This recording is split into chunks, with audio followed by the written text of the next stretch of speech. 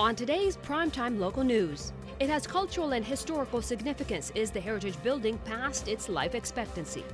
Structurally sound, but what do you put into the Heritage Building that is suitable from the city? And we've looked at that from administration and council, and there's just not a lot of fit. And harvest wraps up, leaving farmers exhausted and frustrated from all the delays. Well, I think 2019 is going to go down as one of the most difficult harvests for our area. Plus, who's having a howling good time? We check out a few Halloween parties in the border city.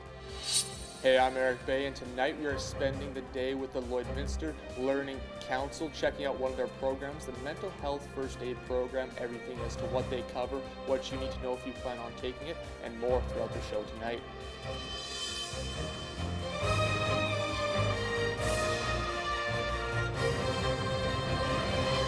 Prime Time Local News, serving the Lakeland and Midwest regions. Good evening, I'm Judy Gabriel. A historical building gets some much needed attention here in the border city. One of the community facilities highlighted in the report from the city this week is the Old Clock Tower building on Main Street. Josh Ryan has more on how its historical significance makes it one of the trickier buildings to address moving forward. Because of the dollar amounts associated with the 2019 Buildings Report, City Council has to decide on long-term solutions. Some of the numbers that are floated out there suggest that once 60% of the value of a property is being invested in maintenance and upgrading, you've reached the end life of that project and building. We've just got to find that happy medium of, do we repair them or do we move on with something new? The Heritage Building, known to many residents as the Old Post Office and Old City Hall, is one of those tougher decisions. That was the center spot of town. That was the, you were going to meet somebody, well, you'd meet them on the post office corner, and it was just kind of the center. Thanks to the heritage status, the building's exterior is in safe hands, but council needs to figure out what to do with the interior, as there is significant repair that would need to be done for anything to be housed. The heating system is not cooperating, the air conditioning is not functional. There's some significant work that needs to be done, not to scare anybody away. It's structurally sound, but what do you put into the Heritage Building that is suitable from the city? And we've looked at that from administration and council, and there's just not a lot of fit. Because of those conditions, as well as the cost of upkeep for the exterior, remaining the building's caretaker is not ideal for the city. Potentially selling the building rather than doing renovations, in that the floor space isn't exactly ideal for any specific city activity to occur in there. So then the city would just be a landlord otherwise, and we don't necessarily want to be in that business. However, finding a sale and a long-term solution is still in their best interest. People look at those things as being totally different, but we do still need to focus on some of the wants through the process. You can't exclusively have only the things that you need, because then you don't have necessarily a place that's that nice to live at, and that'll be difficult to recruit additional employees and things like that. For now, making small repairs will do while they search for that solution. You know, as long as the historical designation is there, that it can't be changed, and that's probably the best way for right now. Josh Ryan, Primetime Local News. With November only a few days away, so marks the importance of a little red flower. The poppy is a symbol for the brave people who gave their lives away during the wars. It can be easy to take for granted the luxuries we have as a free country. Well, poppies can be picked up at most general services, and all donations are appreciated as they go towards the Poppy Trust Fund, a charity that makes sure veterans are always stocked up on the basic items such as food or medicine. If you happen to donate to your local Legion, you can feel comfortable in knowing it goes to help support our border city veterans. Well, Lloydminster residents have the chance to see a rare theatrical performance this weekend that commemorates Remembrance Day. Jake's Gift, the award-winning play about a Canadian World War II veteran's reluctant return to Juno Beach, is coming to the Vic Juba Theatre tomorrow evening. The story of the veterans' journey on the 60th anniversary of D-Day has become a hit across Western Canada. To bring home a story that is both tearful but also joyous. It fits very well with Remembrance Day and remembering those who made the ultimate sacrifice for all of us. So I really encourage people to take the opportunity to take that show in. Jake's Gift begins tomorrow night at 7:30. A few places around the border city are in the Halloween spirit as they are hosting events in order to get people into that spooky, scary feeling. Our Jasmine King has more. While a few bars are hosting events as well as the casino, for those who can't get into those places quite yet, there is other events out there if you aren't planning on going trick-or-treating. Tonight we actually have a teen swim going on, so it's for kids ages 13 to 18, and we're going to have a DJ. We're going to set up our big inflatable obstacle course. We're going to shut the lights off, have the lights going, and then at the end we have some door prizes and free pizza to give away. It's from 7:30 to 9:30. Tickets for the teen swim are $10 each, and they can be purchased at the pool if you head over tonight. Definitely come check it out. We're going to have some decorations up. It's going to be Maz Entertainment's coming to DJ, so it's a great DJ coming, and we're going to have, well, free pizza. Who doesn't want free pizza? But it's going to be a great time. They should definitely come check it out. For those who don't have teens yet and are looking for other events to take part in, Noralta Jiu-Jitsu is hosting a party for kids.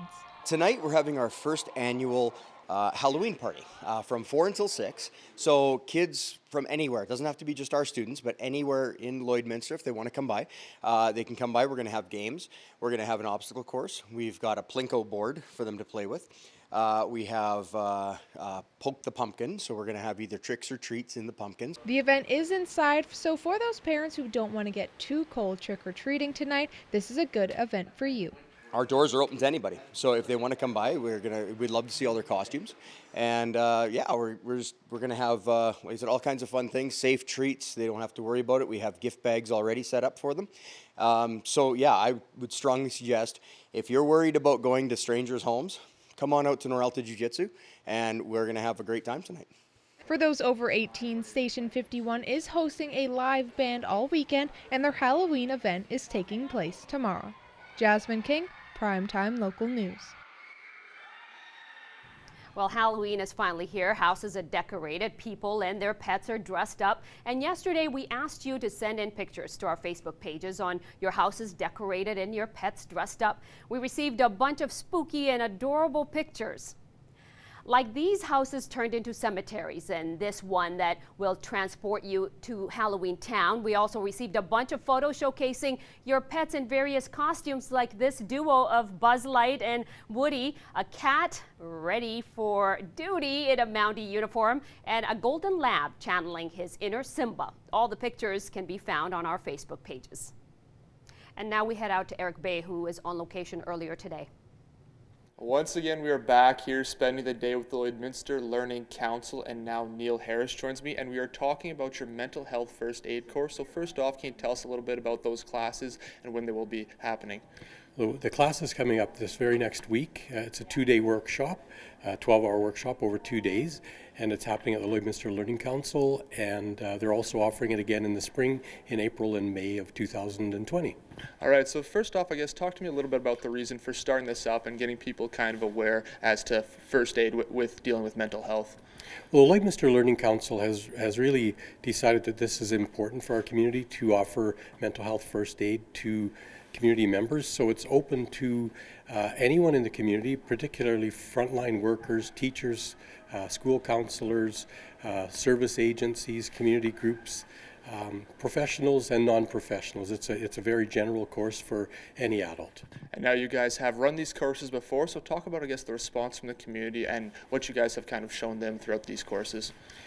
The response has been terrific, actually. They typically sell out every workshop that's booked, so this next one coming up is full. They have a waiting list, and they're already taking registrations for the spring programs, and so it's been very well received.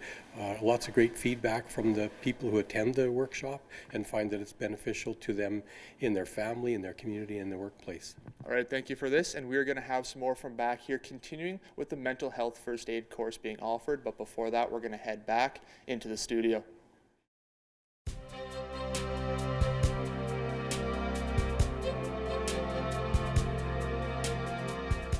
I hope everyone is having a happy Halloween. I, along with many people in the office, pitched in on the Halloween spirit and dressed up. And today wasn't so nice. There was a bit of mix of flurries and rain earlier today, but we're sitting at 1 degree here with mostly cloudy skies, but it should be fine for the trick-or-treaters later on this evening. 24 kilometers per hour coming in from the northwest is your wind speed. And a more in-depth look, 4 out in Edmonton and Edson and Rocky Mountain House, 6 in Jasper, 3 in Whitecourt, Athabasca, and Cold Lake, and out in Red Deer. And on the Saskatchewan side, 3 in North Battleford, 2 in Prince Albert, and then 1 in Meadow Lake, Melfort, and in Saskatoon.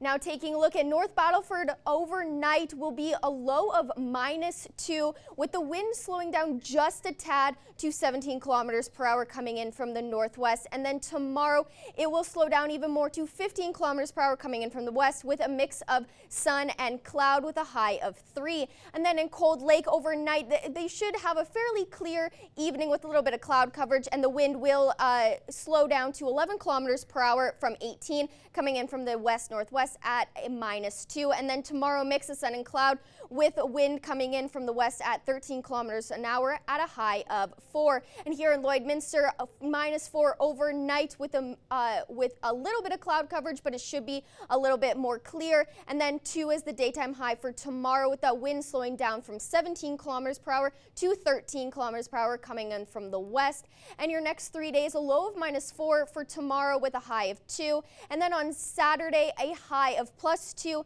and a low of -2 with a little bit of chance that we could see some snow. And then on Sunday, a high of 0 and a low of -1, again with that same around 55% chance of some flurries. And that wraps up your 3-day forecast. We'll have your 7-day forecast later on in the show.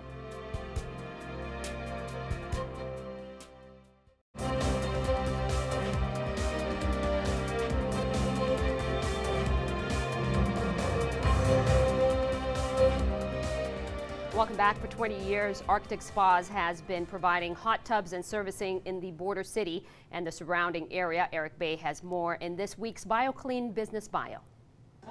As Arctic Spas has grown over its 2 decades in business, the product they provide has also expanded, with hot tubs continuing to get bigger and bigger. The first tubs that we sold were, the big jetting package was 10 jets, right? You can't buy a hot tub hardly with less than 12 jets now as the starting point, and a lot of them even have up to 61 jets now. So they've got a lot of new innovation. Arctic Spas is dedicated to trying to provide something a little bit different. While offering Arctic Spas hot tubs at their store, they also service different makes thanks to their years of experience. So we service most of those brands of hot tubs.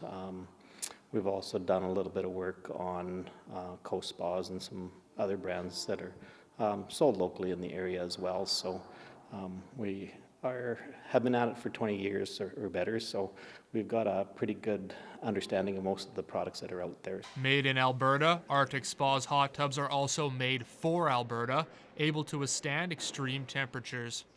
Our little factory is actually in Thorsby, Alberta, which isn't that far away, but they dedicate themselves to trying to build something that's more reliable in this climate. So we insulate a little bit different than most of the other manufacturers. We try and trap the heat from the pump so that it runs more efficiently in the winter. Plus we add a little fan into the unit so that in the summertime, if it does get too hot, it has a way to cool itself down. So that's part of the innovations that they've come up with. In addition to hot tubs, the store also features billiard service. And that's this week's BioClean Business Bio. Business Bio, brought to you by BioClean. Call the Bio Team, 1-833-246-8326. The Disaster Specialists.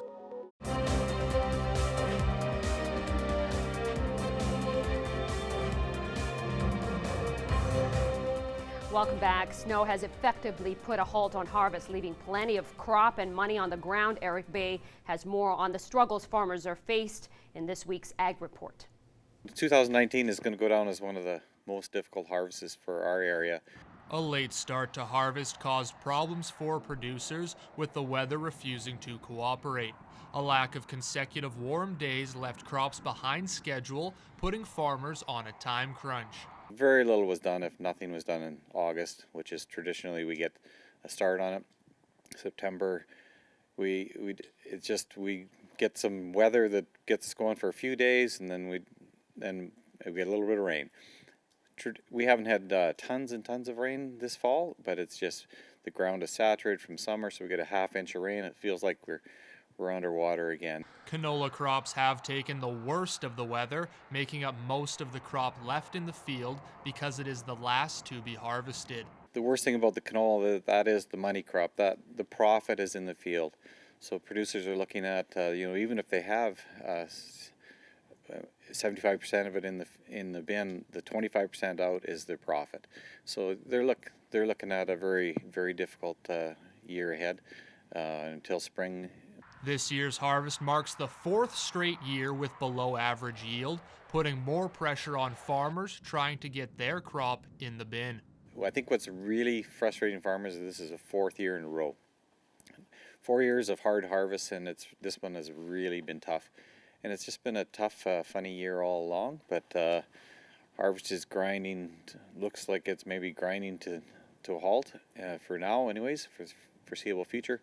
And there's just so much crop out there. I think it's going to be so heartbreaking to see. There is still hope the November weather could warm up and provide producers a window to finish harvesting, but for now, seeing all that crop in the field is a tough pill for local farmers to swallow. Eric Bay, Primetime Local News. This Ag Report is brought to you by the Lloydminster Co-op Agro Center. Depend on them for product, tools, and expert advice. Shop at your local Lloyd Co-op Agro Center with branch locations in Lashburn and Neilburg. Now here are your agricultural prices for today.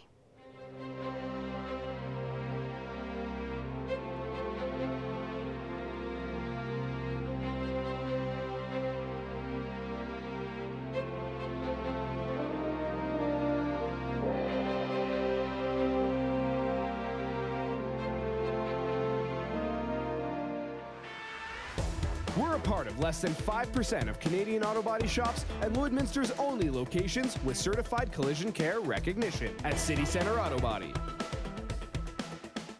Once again, we are back here today and we are talking about the mental health first aid course, and now I'm joined once again by Neil Harris. So first off, I guess, can you just describe to us a little bit as to what actually is mental health first aid? So mental health first aid is a lot similar to physical first aid. It's the aid provided to someone who's maybe experiencing or developing a mental health concern, or they're going through a mental health crisis. And it's the first aid provided to them until that concern resolves or subsides, or if things get more difficult, how and where to get that person connected to professional help.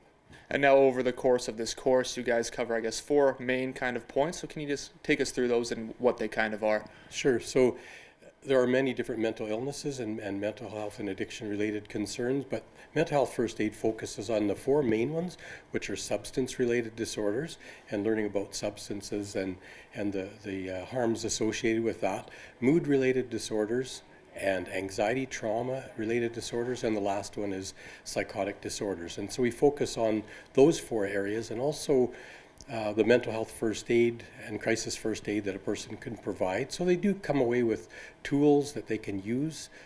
Those that attend the workshop, through scenarios, we do sort of practice sessions in the classroom, so they get some hands-on experience about how to help someone in one of those situations. And you mentioned there that kind of hands-on experience. So what's the importance of giving people, I guess, the chance to, test out what they've learned in a controlled setting? Well, as I said, it's kind of like physical first aid, but you're prepared early for what you could do in that moment, and those you feel comfortable that you have the skills and training that you could help someone navigate through a difficult time or get them to professional help as needed. All right, thank you for this, and we are going to have some more from back here, continuing with mental health first aid and what you need to know and look out for here in the future. But before that, we're going to head back into the studio.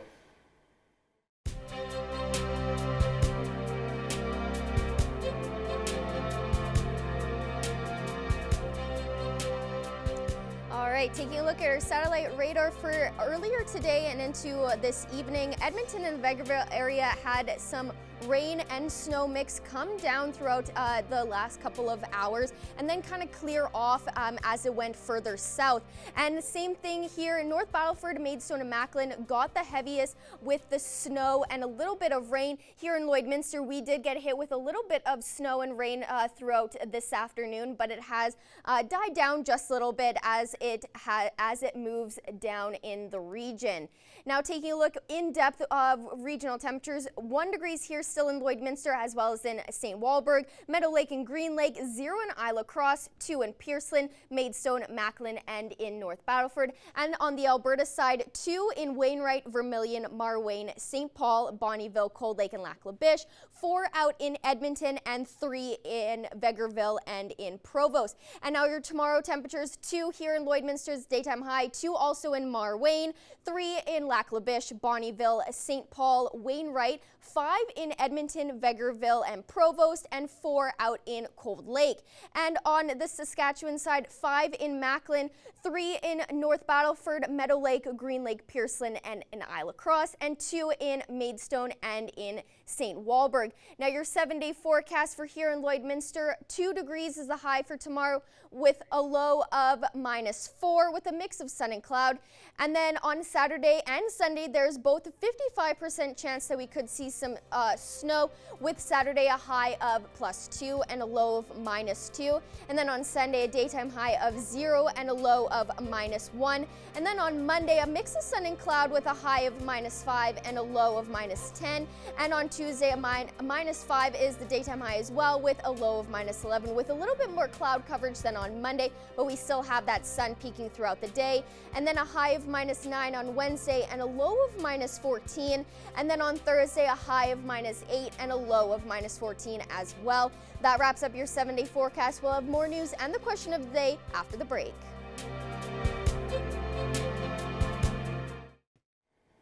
Once again, we are back here today with the Lloydminster Learning Council, and today we are taking a look at the mental health first aid course they are being offered. And now Neil Harris joins me once again, and so we talked a little bit as to what the course kind of entails, but obviously stress does play a big role in this. So can you talk about, yes, that the role it does play in all of this? Sure, and during the course we talk about healthy and unhealthy stress, and we do need a little stress, that's healthy. A lot of stress or excessive or toxic stress is harmful, and it could lead to some of these other issues of anxiety and mood-related disorders. So certainly stress is a big portion of what we talk about in the 2-day workshop. And now we talked again about what you guys haven't throughout the workshop, but what was the reason, I guess, for starting up this workshop and making sure people are informed and have the ability to respond when situations do arise? Well, as I said, it's a two-day, 12-hour workshop, and a lot of a big part of the background of the workshop is around building more mental health literacy in the communities. A lot of time people aren't aware of the terminology to use or how to talk about these issues, and also to reduce stigma, that it's okay to talk about mental health, it's okay to seek help, to get connected to help. It's very normal. And so that's why this is important. And now if people do want some more information, whether just about the course, mental health in general, or some of maybe the topics you guys do cover, how can people find that, or where can people find that information? Well, first off, right in Lloydminster, they can contact the Lloydminster Learning Council, and they'll give you all the information about upcoming workshops this fall as well as in the spring. And if you want more information about mental health first aid itself, you can contact the Mental Health Commission of Canada. Just Google their website, and there's all the information is right on there. All right, thank you once again for doing this, and we're going to have some more from back here. Again, continuing with mental health first aid, what you need to look out for, some tips and tricks, and again, what will be covered in these courses. But before that, we're going to head back into the studio.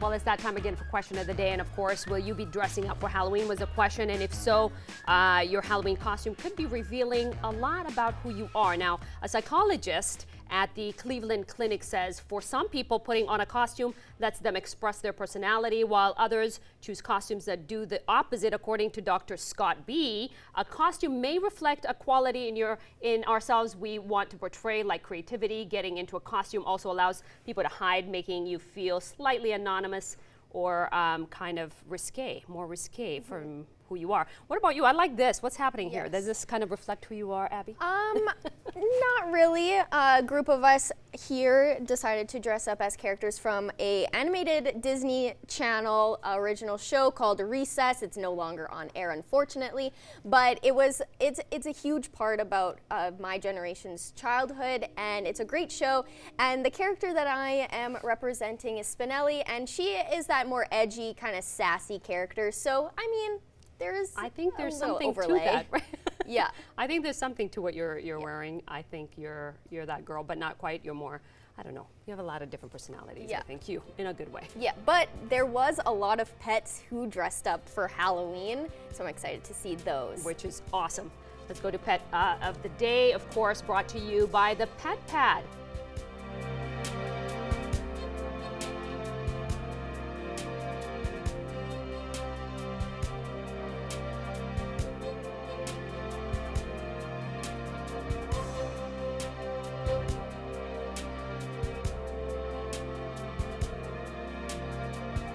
We want to see your pets. Send photos of your pet and their name to our Facebook, Twitter, or Instagram to have them featured on Pet of the Day. Your name will be entered into a weekly draw for a gift certificate from the Pet Pad.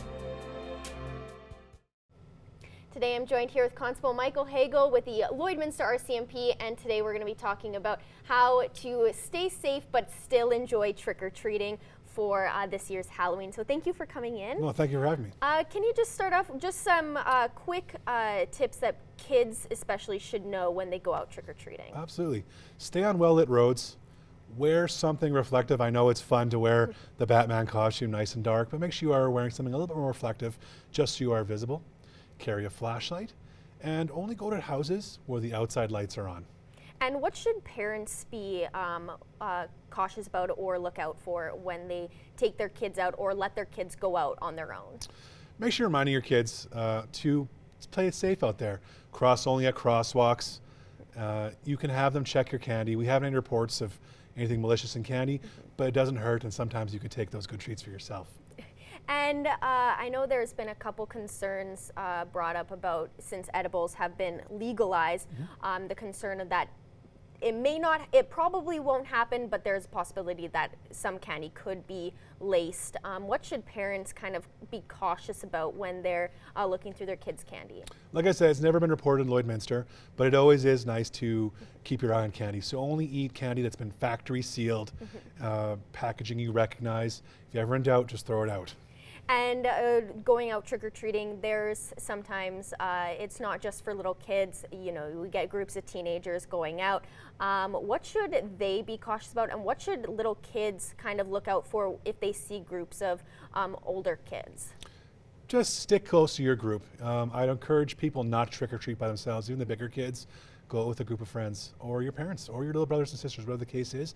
But make sure you are in a big group of people when you do go trick-or-treating. And the families or the adults or even the kids handing out the candy, what should they kind of look out for when kids or people come up to their porch? Well, let's make sure that we are being cognizant of people with maybe some disabilities that maybe aren't quite visible, kids with sensory overload issues or whatever the case is, and just try to take it easy and be respectful. And now sometimes that comes along with Halloween as the Halloween parties. Now it is on a weekday, so there might not be as many, but if there are Halloween parties going on, what should people be aware of if they attend parties or if they go trick-or-treating to a house that is having a party? I always encourage people to have a good time at Halloween. Halloween is one of my favorite holidays of the year, but if you are going to go to a Halloween party and you decide to consume an alcoholic beverage or perhaps some cannabis, make sure you have a safe ride home. Don't consume anything and drive home.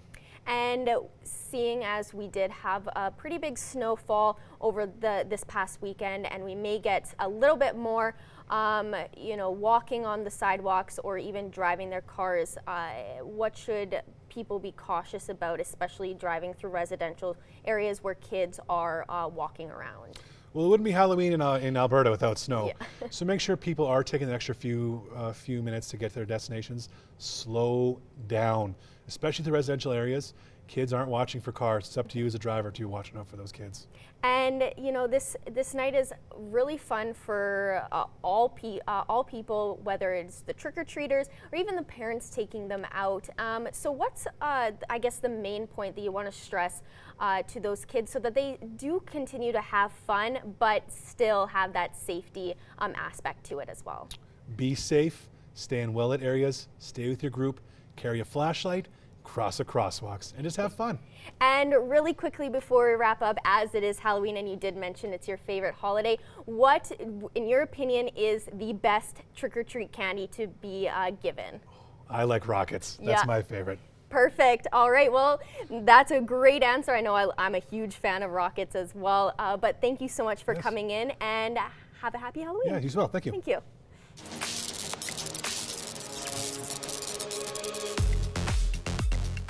It's a busy night tonight. A lot of people are out trick-or-treating, and it's going to be a very busy weekend here at the Vic Juba Community Theatre. Coming up tomorrow night, you've got a chance to see Jake's Gift. This award-winning play will take to the stage at the Vic Juba Community Theatre, and you get the chance to follow Jake. He's a World War II veteran as he returns to Normandy for the 60th anniversary of D-Day, and he meets a 10-year-old girl by the name of Isabel, and they share some stories and some memories. And this play, it's a great way to honor veterans, to say thanks to veterans, and to hear a great story. You've still got a chance to get tickets to see Jake's Gift tomorrow night at the Vic Juba Community Theatre. And Saturday night at the Vic Juba Community Theatre, country icons come to town. It's a tribute to Alan Jackson, Waylon Jennings, and Merle Haggard. To get tickets for these shows, you can stop by the Vic Juba Community Theatre box office, or you can go online, vicjubatheatre.ca. You've still got time to pick up your tickets to see a great show in Paradise Valley tomorrow night. Tracy Miller's going to be there. She's going to share some great music, some great stories, a lot of laughter, and also some brand new music. She's got a new album that's set to come out in the new year, and she'll have some brand new music to play from that album. You can still get your tickets. There's a couple different ways to do so, including stopping by ATB Financial in Paradise Valley. The show will get underway at 7:30 at the Hall on Friday night. And coming up on Sunday, it's just a short drive from Lloydminster for your opportunity to enjoy a couple of fall suppers. Kit Scotty is hosting theirs on Sunday, and Waseca is hosting a fall supper as well. Well, whatever you choose to do this weekend, I hope you have a great one. I'm Heather Klegus, and that's what's happening.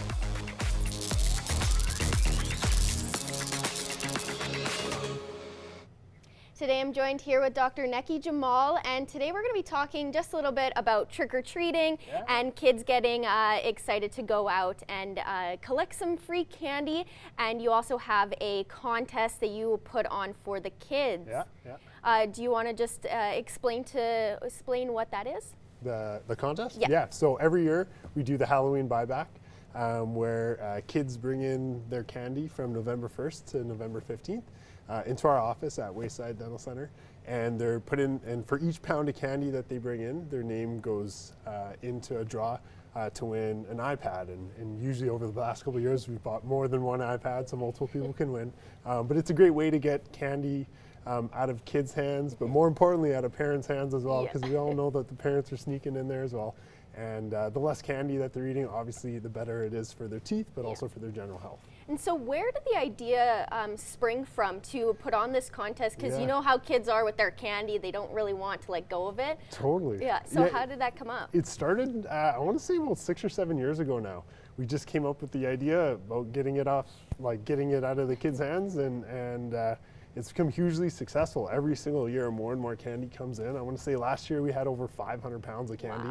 Wow. The cool part is, of course, we don't want to throw food away. It's still food. So we actually donate it to the Canadian military, and they disperse it in packets to troops overseas. And so everyone, it's almost a win-win. And there are military dentists to take care of their oral health needs as well. So hopefully we're not spreading cavities, but. Yeah. And so on the topic of trick-or-treating, those kids who don't want to relinquish all the candy, what should they be cautious about, or what should they just have in their back of their minds when they're consuming this candy over probably the course of a couple months? Of course. I think the most important part is it's not that we don't want anyone eating candy. I eat candy too. We all do. We just need to eat candy in moderation. And so it's okay to have snacks every now and then. but it's just not cool to eat it all day, every day. The most important tip I can have or give someone is you want to minimize the amount of time sugar is in your mouth. And so instead of eating, you know, some Skittles throughout the day, all day, I'd rather you eat a bunch of Skittles all at once, and that way your saliva can remineralize the teeth after the sugar attack. And so it's just healthier for your mouth to just have it all at once rather than spreading it throughout the day. And would that same go for adults who, you know, sneak some of their kids' candy at night when they're in bed? Yeah, for adults and kids, we're actually concerned about eating anything too sticky, like the really sticky toffees, because they can actually pull fillings and pull crowns off your teeth. And then we'll see you in the next couple of days to glue them back in. And so just be wary of things like that. And so with this contest, what are some of the details that some kids or parents entering need to know about when, how long until the contest is over, and when the winner will be announced? Sure. So it's from November 1st to November 15th, and you just come by the office at Wayside Dental Center between office hours. And we don't accept liquids, so we don't want cans of pop because obviously those weigh a lot more. Yeah. It's one entry per pound of candy, and yeah, we just want to encourage kids to eat what they want, but all the stuff they don't want to just get it out of their houses. So. And really quickly before we wrap up, as it is Halloween, what would you say is the best Halloween trick-or-treat candy to receive? Ooh, to receive? Well, everyone wants the full-size chocolate bars. I'm not gonna lie, but. If I was a conscious, dentist wanting to give out candy, I would stick to maybe sugar-free gum. Lots of kids love getting gum, like Trident has great flavors. You can do chips. You don't always have to stick to the chocolate bars. I'm not gonna lie, I am gonna be handing out chips and chocolate bars, but we all gotta have fun. And I just really want to relay, we just can eat everything, but just in moderation. All right, well, perfect. Thank you so much for coming in, and happy Halloween. Happy Halloween.